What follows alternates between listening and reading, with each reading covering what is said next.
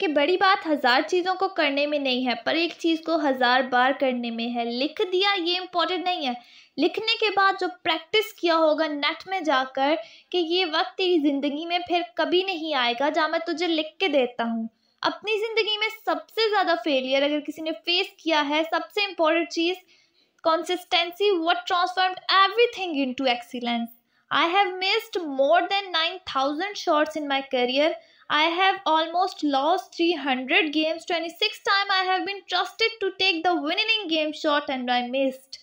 I failed over and over again. That's why I succeed. दुनिया के सबसे महान बास्केटबॉल प्लेयर माइकल जॉर्डन का कोड।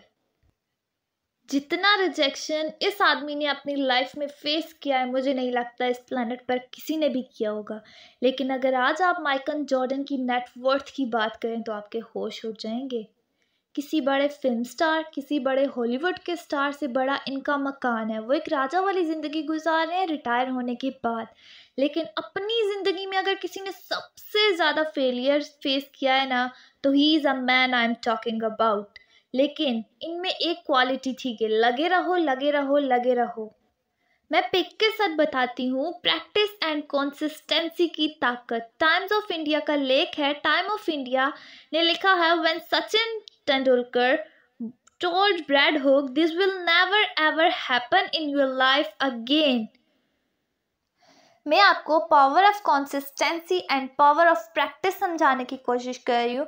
ये वो तस्वीर है, ये इंडिया और ऑस्ट्रेलिया के क्रिकेट की वो तस्वीर है जिसमें ब्रैड हुक ने सचिन तेंदुलकर को बोल्ड आउट कर दिया।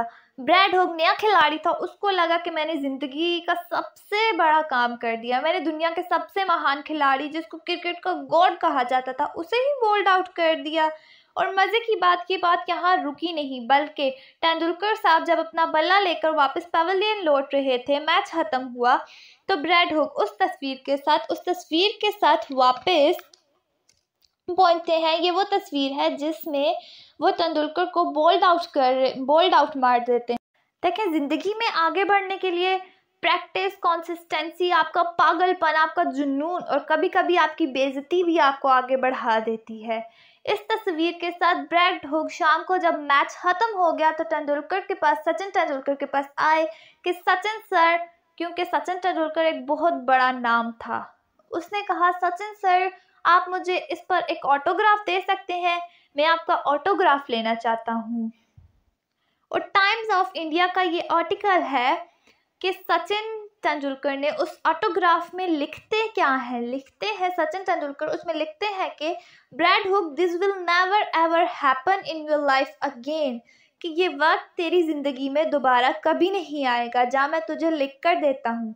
ये लिखना तो आसान था, लेकिन सोचें इसके बाद सचिन तेंदुलकर ने कितनी प्रैक्टिस की होगी। इसके बाद सचिन तेंदुलकर और ब्रैड हुक 45 टाइम आमने सामने आए जब ब्रैड हुक ने सचिन तेंदुलकर को बॉलिंग करवाई,